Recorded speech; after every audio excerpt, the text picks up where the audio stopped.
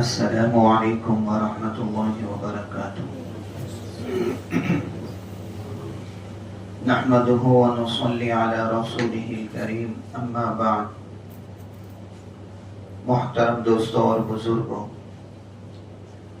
آج عید الاضحیٰ ہے اور ہم سب اللہ رب العزت کے حضور ایک عظیم الشان عبادت یعنی قربانی پیش کرنے والے ہیں۔ آج کی اس مجلس میں ہم اس مبارک عمل کی اصل روح، موجودہ حالات میں اس کے پیغام، ہماری سماجی ذمہ داریوں اور چند اہم عملی کوتاہیوں پر بات کریں گے تاکہ ہماری یہ عبادت بارگاہ الہی میں شرف قبولیت پا سکے۔ محترم بزرگوں، جب ہم قربانی کی حقیقت اور اس کی تاریخ پر غور کرتے ہیں تو یہ بات روز روشن کی طرح عیا اور واضح ہو جاتی ہے کہ یہ عبادت محض ایک ظاہری رسم، جانور کا خون بہانے یا لذیذ گوشت کے پکوان تیار کرنے کا نام نہیں ہے۔ یہ اس سے کہیں بلند، پاکیزہ اور گہرا معاملہ ہے۔ یہ اس بے مثال، تاریخ ساز اور روح پرور واقعے کی یادگار ہے جس نے تاریخ انسانیت کا رخ موڑ دیا۔ یہ سیدنا حضرت ابراہیم علیہ السلام اور ان کے فرما بردار فرزند اور بیٹے حضرت اسماعیل علیہ السلام کی اس لازوال تسلیم و رضا کی داستان ہے۔ جب ایک بوڑھے باپ نے 90 سال کی عمر میں مانگی گئی دعا اپنے لخت جگر کی گردن پر اللہ کے ایک حکم پر چھری رکھ دی تھی اور بیٹے نے بھی مصلحت یا خوف کے بجائے بخوشی اپنی جان مالک حقیقی سپرد کرنے کے لیے لبیک کہا تھا، ذرا تصور کیجئے وہ کتنا کٹھن امتحان ہوگا جب باپ اپنے جوان ہوتے بیٹے سے کہتا ہے کہ بیٹا، اس نے خواب میں دیکھا ہے کہ میں تمہیں ذبح کر رہا ہوں، بتاؤ تمہاری کیا رائے ہے؟ تو آگے سے وہ اطاعت شعار بیٹا جواب دیتا ہے، ابا جان، آپ کو جو حکم دیا جا رہا ہے اسے کر گزریے، انشاءاللہ آپ مجھے صبر کرنے والوں میں پائیں گے۔ باپ نے چھری اٹھائی، بیٹے نے پیشانی کے بل زمین پر گردن جھکا دی۔ یہ ہے تسلیم و رضا کی وہ معراج و محبت اور بندگی کا وہ اعلیٰ ترین مقام جس کی ادا رب کائنات کو اتنی پسند آئی کہ اسے قیامت تک آنے والے مسلمانوں کے لیے ایک لازمی عبادت بنا دیا۔ در حقیقت قربانی کا مقصد اپنے اندر اسی جذبہ ابراہیمی اور اطاعت اسماعیل کو پیدا کرنا ہے۔ جانور کے گلے پر چھری پھیرنے سے پہلے ہمیں اپنے اندر جھانکنا ہوگا۔ ہمیں اپنی ناجائز خواہشات، اپنی انا، اپنی تکبر، اپنے باطل نظریات، اپنی سستی اور اللہ کے احکام کے سامنے آڑے آنے والے ہر دنیاوی محبت کے گلے پر چھری پھیرنی ہوگی۔ یہ اس بات کا عہد ہے کہ جب بھی اللہ اور اس کے رسول صلی اللہ علیہ وسلم کا حکم آئے گا، ہم اپنی ہر عزیز ترین چیز کو اللہ کی رضا کے لیے قربان کرنے سے دریغ نہیں کریں گے۔ یاد رکھیے کہ اللہ رب العزت غنی ہے، وہ بے نیاز ہے، اسے ہمارے کسی عمل یا مال کی حاجت نہیں ہے۔ قرآن مجید میں سورہ حج کی آیت نمبر 37 میں رب ذوالجلال نے اس حقیقت کو اب اتنے واشگاف اور جھنجھوڑ دینے والے الفاظ میں بیان فرمایا کہ انسان کا دل کانپ اٹھتا ہے۔ اللہ تعالیٰ کا فرمان ہے جس کا ترجمہ ہے کہ اللہ کو ہرگز نہ ان کے گوشت پہنچتے ہیں اور نہ ان کے خون، البتہ اسے تمہاری طرف سے تقوی پہنچتا ہے۔ اس آیت کریمہ پر غور فرمائیں۔ اللہ تعالیٰ آپ کے جانور کا وزن، اس کی نسل یا اس کا حسن یا اس کی قیمت نہیں دیکھتا، وہ تو اس لمحے آپ کے دل کی کیفیت، آپ کے اخلاص اور آپ کے اندر موجود الہی خوف یعنی تقوی کو دیکھتا ہے۔ اسی لیے انتہائی درد مندی کے ساتھ یہ عرض کرنا ضروری ہے کہ آج کل ہمارے معاشرے میں قربانی ایک خالص عبادت کے بجائے العیاذ باللہ ایک سماجی مقابلہ اور خاندانی فخر کا ذریعہ بنتی جا رہی ہے۔ جانوروں کی قیمتوں پر فخر کرنا، محلوں میں ٹور کرنا، سوشل میڈیا پر ویڈیوز اور تصاویر بنا کر نمائش کرنا اور لوگوں سے واہ واہ لٹنے کی کوشش کرنا، یہ وہ مہلک روح فرسا بیماریاں ہیں جو ہمارے اتنے بڑے مالی اور جانی عمل کو برباد کر کے راکھ کا ڈھیر بنا دیتی ہے۔ یاد رکھیے، اگر نیت میں ذرا سا بھی دکھاوا، ریاکاری یا نام و نمود شامل ہو گیا تو وہ قربانی اللہ کے یہاں رد کر دی جاتی ہے۔ اللہ کے ہاں اس غریب کی ادنا سی قربانی قبول ہو سکتی ہے جو اس نے اپنے خون پسینے کی حلال کمائی سے پورے اخلاص کے ساتھ پیش کی ہو، لیکن اس امیر کا لاکھوں کروڑوں کا وہ جانور رائیگا جا سکتا ہے جس کا مقصد صرف اپنی مالداری کا دبدبہ قائم کرنا اور اپنی واہ واہ کروانا ہو۔ اپنی نیتوں کو خالص کیجئے، کیونکہ اعمال کا دار و مدار صرف اور صرف نیتوں پر ہے۔ محترم بزرگوں، نیتوں کے اسی اخلاص اور بندگی کے اسی جذبے کو، نیتوں کے اسی اخلاص اور بندگی کے اسی جذبے کو جب عملی زندگی میں پرکھا جاتا ہے تو اسی کا نام آزمائش ہے۔ نیتوں کے اسی اخلاص یعنی خالص اللہ کے لیے اور بندگی کے اسی جذبے کو جب عملی زندگی میں پرکھا جاتا ہے تو اسی کا نام آزمائش ہے۔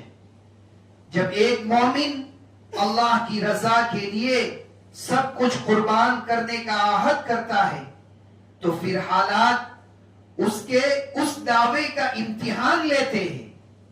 جب ایک مومن اللہ کی رضا کے لیے، اللہ کو خوش کرنے کے لیے سب کچھ قربان کرنے کا عہد کرتا ہے تو پھر حالات اس کے اس دعوے کا امتحان لیتے ہیں۔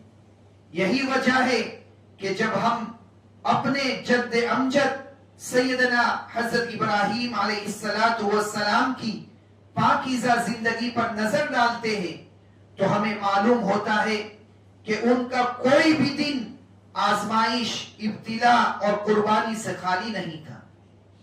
آج ہمارے ملک کے جو سنگین اور لرزہ خیز حالات ہیں، جس کٹھن اور پر آشوب اور نازک ترین دور سے ہم مسلمان گزر رہے ہیں، فسطائی، جابر اور باطل طاقتیں پوری قوت اور عیاری کے ساتھ ہماری دینی ملی شناخت پر حملہ آور ہے۔ جہاں ہماری جان و مال و عزت اور مساجد کو نشانہ بنایا جا رہا ہے، مسلمانوں کے خون کو پانی سے زیادہ سستا اور ارزاں سمجھا لیا گیا ہے، اور ہمیں ہر سطح پر معاشی، سیاسی اور سماجی طور پر بے وزن کر کے اس ملک میں دوسرے درجے کے شہری بنانے کی باقاعدہ منظم اور زہریلے سازشیں رچی جا رہی ہے، ایسے تاریک مایوس کن اور اس ماحول میں اسوہ ابراہیمی ہمارے لیے سب سے بڑی مشعل راہ اور دلوں کا سکون اور ہماری ایمانی قوت کا لازوال سر چشمہ بن کر ابھرتا ہے۔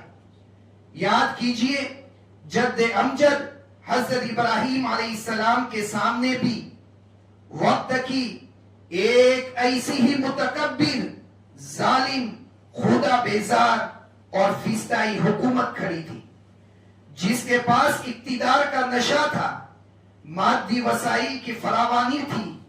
جب خلیل اللہ نے ان کے باطل خداؤں اور جابرانہ نظام کے سامنے کلمہ حق بلند کیا تو اس ظالم نے آپ علیہ السلام کی آواز کو کچلنے، آپ کے وجود کو صفحہ ہستی سے مٹانے اور پورے قوم میں خوف و ہراس پھیلانے کے لیے ایک ہولناک اور فلک شگاف آگ کا الاؤ تیار کیا اور دہکایا گیا۔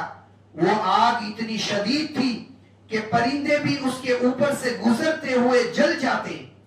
بظاہر اس مادی دنیا میں حضرت ابراہیم علیہ السلام کے بچنے کا، بقا کا یا ظلم کے اس نظام سے ٹکرانے کا کوئی راستہ نظر نہیں آتا تھا۔ آپ علیہ السلام بالکل تنہا تھے، کوئی ظاہری مددگار نہ تھا، کوئی انسانی سہارا نہ تھا۔ پوری ریاستی طاقت آپ کے خلاف صف آرا تھی، لیکن آفرین ہو، شاباشی ہو اس خلیل خدا پر۔ انہوں نے کسی مصلحت پسندی، کسی بزدلی، کسی خوف یا باطل کے آگے سر جھکانے کے بجائے ایمان کامل، استقامت اور توکل علی اللہ کا وہ لازوال اور معجزاتی مظاہرہ کیا کہ کائنات کا نظام بدل گیا۔ جب آپ علیہ السلام کو منجنیق میں رکھ کر آگ کے اس ہولناک سمندر میں پھینکا جا رہا تھا تو زبان پر ایک ہی کلمہ تھا، حسبنا اللہ و نعم الوکیل، کہ ہمیں اللہ کافی ہے اور وہ بہترین کارساز ہے۔ آخر نتیجہ کیا ہوا؟ وقت کا وہ ظالم اور فسطائی الاؤ، حکومت کی وہ پوری طاقت اللہ کے ایک حکم سے راکھ ہو گئی اور وہ آگ بردم و سلامہ یعنی ٹھنڈی اور سراپا سلامتی بن گئی۔ قربانی کا یہ عظیم موقع ہمیں اس پرآشوب دور میں چند نہایت اہم اور انقلابی پیغامات دیتے ہیں۔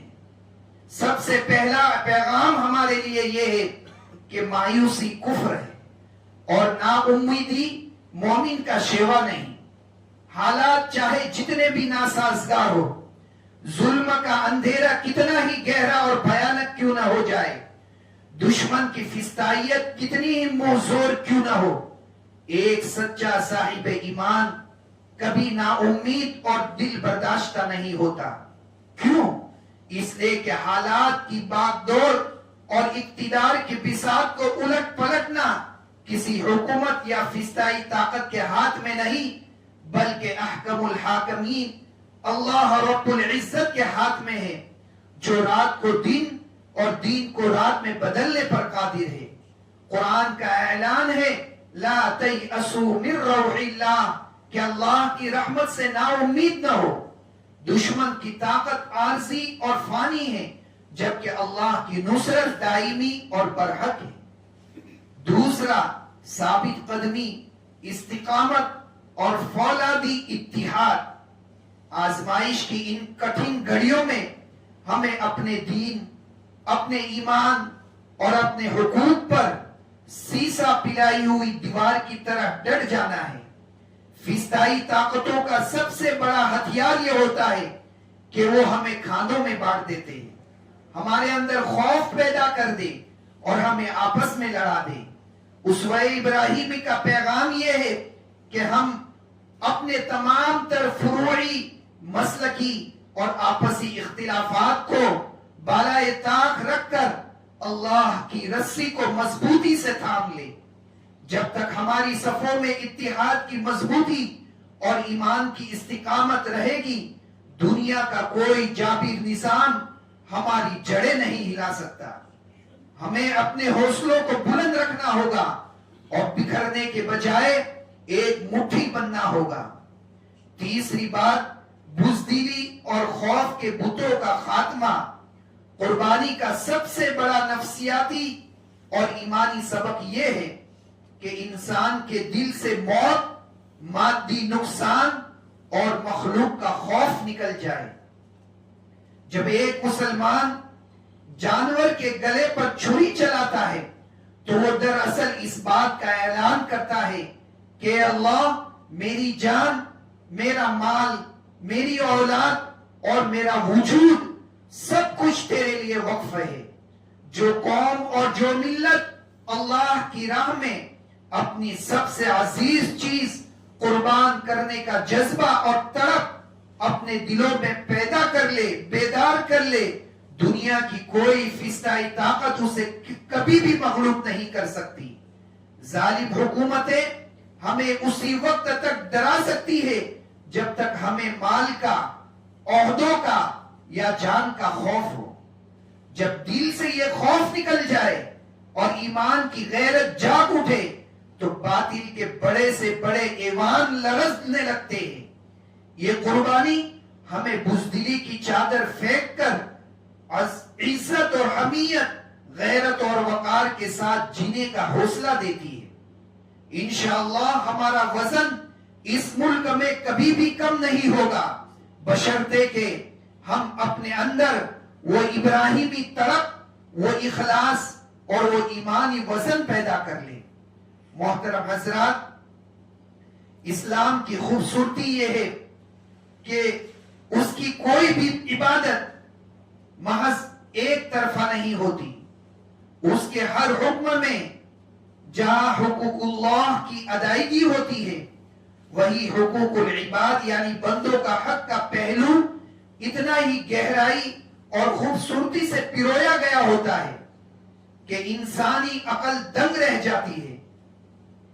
عید الاضحیٰ کی یہ قربانی جہاں ایک طرف اللہ کی عظمت کا اقرار ہے، وہی دوسری طرف یہ معاشرے کے کمزور اور پسماندہ طبقات کے ساتھ یکجہتی اور ہمدردی کا ایک عظیم الشان مظاہرہ ہے. آج ہمارے ملک کے جو معاشی اور سماجی حالات ہیں وہ کسی سے ڈھکے چھپے نہیں ہیں. ایک طرف فضائی طاقتوں کا ظلم و ستم ہے تو دوسری طرف مہنگائی، بے روزگاری اور معاشی ناکہ بندی کی وجہ سے ہمارے غریب اور نادار بھائیوں کی کمر ٹوٹ چکی ہے. کتنے ہی ایسے سفید پوش اور غیرت مند خاندان ہمارے آس پاس موجود ہے جو ظلم اور ناانصافی کی اس چکی میں خاموشی سے پیس رہے ہیں، لیکن اپنی خودداری کی وجہ سے کسی کے سامنے ہاتھ پھیلاتے نہیں ہیں. بہت سے گھرانے ایسے ہیں جہاں بچے سارا سال گوشت جیسی بنیادی غذائی نعمت کو ترستے ہیں. ایسے کٹھن حالات میں قربانی کا ایک اہم ترین مقصد یہ ہے کہ ہم اپنے ان نادار اور مصیبت زدہ بھائیوں کو بھی عید کی ان خوشیوں میں اپنے ساتھ برابر کا شریک کریں. یاد رکھیے، یہ قربانی کا گوشت کوئی عام گوشت نہیں ہے. نہیں یہ اس لیے کہ ہم اسے اپنے فریجوں میں مہینوں کے لیے ذخیرہ کر لیں اور غریب دیکھتے کہ دیکھتے رہ جائے. یہ ان کا حق بھی ہے جو اللہ نے ہمارے مال میں مقرر کیا ہے. اپنے گوشت کی تقسیم میں یتیموں، بیواؤں اور خاص طور پر ان خاندانوں کو ترجیح دے جو موجودہ حالات کی وجہ سے کسی آزمائش، قید و بند یا معاشی کی تنگی کا شکار ہے. اور گوشت دینے کا انداز بھی ایسا ہونا چاہیے کہ کسی کی عزت نفس مجروح نہ ہو. ایسا نہ ہو کہ غریب ہمارے دروازوں پر لائن لگا کر کھڑے ہو اور ہم حقارت سے انہیں گوشت بانٹ رہے ہو. نہیں، بلکہ سنت نبوی کا تقاضا یہ ہے کہ ہم خود چل کر ان کے گھروں تک جائیں، ان کی دہلیز تک دستک دے اور ایک بھائی کی طرح پورے احترام اور محبت کے ساتھ ان کا حصہ ان کی خدمت میں پیش کرے. خوشیاں بانٹنے سے ہی اللہ کی مدد و نصرت نازل ہوتی ہے۔ محترم بزرگوں، عید الاضحیٰ کے موقع پر ایک نہایت اور اہم اور سنگین پہلو ایسا ہے جسے ہم جوش عبادت میں اکثر نظر انداز کر دیتے ہیں، اور وہ ہے طہارت اور صفائی اور ستھرائی۔ ہمارے پیارے آقا صلی اللہ علیہ وسلم کا واضح اور دو ٹوک فرمان ہے، الطہور شطر الایمان، یعنی صفائی اور پاکیزگی ایمان کا نصف حصہ ہے۔ ذرا سوچئے، جس دین میں صفائی کو آدھا ایمان کہا گیا ہو، اس دین کے ماننے والوں کا یہ رویہ کیسے ہو سکتا ہے کہ وہ عبادت تو کرے لیکن اپنے ماحول کو گندگی سے بھر دے۔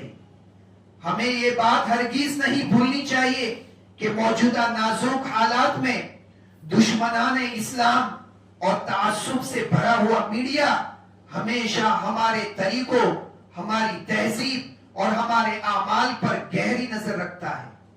وہ تاک میں بیٹھے ہوتے ہیں کہ مسلمانوں سے کوئی ایک چوک ہو اور وہ اسے اچھال کر پورے دین اسلام کو بدنام کر دے۔ عید قربان کے دنوں میں گلیوں، راستوں اور چوراہوں پر جانوروں کی آلائش پھینک دینا، خون کو سڑکوں سے بہتا ہوا چھوڑ دینا، فضلے کو کھلے عام ڈال دینا، یہ نہ صرف سنگین شہری جرم ہے بلکہ ہمارے پاکیزہ دین کو، شبیہ کو داغدار کرنے کا باعث بنتا ہے۔ ہمارے اس غیر ذمہ دارانہ عمل کی وجہ سے گلیوں میں تعفن اور بدبو پھیلتی ہے، بیماریاں جنم لیتی ہے اور معصوم راہگیروں کو گزرنے میں شدید تکلیف ہوتی ہے۔ حدیث پاک میں راستے سے کسی تکلیف دہ چیز کو ہٹا دینے کو بھی ایمان کا ایک شعبہ اور صدقہ قرار دیا گیا ہے، تو کیا راستے میں تکلیف دہ چیزیں پیدا کرنا گناہ نہیں ہوگا؟ لہٰذا یہ ہم سب کی انفرادی، دینی اور اخلاقی ذمہ داری ہے کہ قربانی سے فارغ ہوتے ہی اس جگہ کو پانی اور فنائل سے اچھی طرح دھوئے تاکہ خون کا نام و نشان نہ رہے۔ اپنے گھر کی طرح اپنے محلے، اپنے گلی اور اپنے شہر کو صاف ستھرا رکھ کر دنیا کو دکھا دے کہ مسلمان صفائی پسند، امن پسند قوم ہے۔ میرے محترم بزرگوں اور دوستوں، خطبے کے بالکل آخر میں یہ ایک ایسے عظیم الشان اور واجب عمل کی طرف آپ کی توجہ مبذول کرانا مقصود ہے جو ان ایام کا خاص وظیفہ ہے، اور وہ ہے تکبیرات تشریق کی باقاعدہ پابندی۔ 9 ذی الحجہ کی فجر سے ہم شروع کیے، کل سے 13 ذی الحجہ کی عصر کی نماز تک ہر فرض نماز کے فوراً بعد جیسے ہی امام صاحب سلام پھیرے، ہر مقتدی پر ایک مرتبہ بلند آواز سے یہ تکبیر پڑھنا واجب ہے۔ غور کیجئے ان الفاظ پر، کیا ہے؟ اللہ اکبر، اللہ اکبر، لا الہ الا اللہ، اللہ اکبر، اللہ اکبر وللہ الحمد۔ ان الفاظ کی گونج اور ان کے معنی پر یہ کوئی عام کلمات نہیں ہے، یہ کلمات دراصل کائنات کی سب سے بڑی سچائی کا اعلان ہے۔ جب ہم کہتے ہیں کہ اللہ اکبر، اللہ سب سے بڑا ہے، تو ہم دراصل اپنے دلوں سے دنیا کی ہر طاقت، ہر فسطائی حکومت، ہر جابر ظالم کا خوف نکال کر باہر کر دیتے ہیں۔ یہ اس بات کا برملا اعلان ہے کہ دنیا کی کوئی باطل طاقت بڑی نہیں ہے، کوئی اقتدار مستقل نہیں ہے، ساری بڑائی، ساری حاکمیت اور سارا اقتدار اور صرف اس ایک اللہ رب العزت کے لیے ہے جو تمام جہانوں کا پالنے والا ہے۔ عید کے دنوں میں مہمانوں کی آمد و رفت، گوشت کی کٹائی اور تقسیم کی مصروفیات کے دوران اکثر لوگ اس واجب عمل سے غافل ہو جاتے ہیں۔ مرد حضرات کو چاہیے کہ وہ مسجدوں میں جماعت کے ساتھ سلام پھیرتے ہی بلند آواز سے اس تکبیر کو پڑھنے کا اہتمام کریں، اور ہماری مائیں اور بہنیں جو گھروں میں نماز ادا کرتی ہے وہ بھی فرض نماز کے فوراً بعد آہستہ آواز میں اسے پڑھنا نہ بھولیں۔ یہ تکبیریں ہمارے ماحول میں ایمان کی حرارت پیدا کرتی ہے اور باطل کے ایوانوں میں لرزہ طاری کر دیتی ہے۔ اللہ تبارک و تعالی سے دعا ہے کہ وہ ہمیں ان تمام باتوں پر خلوص دل کے ساتھ عمل کرنے کی توفیق عطا فرمائے، ہماری قربانیوں کو قبول فرمائے اور ملت اسلامیہ کو ہر آزمائش میں سرخرو فرمائے. آمین. وآخر دعوانا الحمدللہ رب العالمین.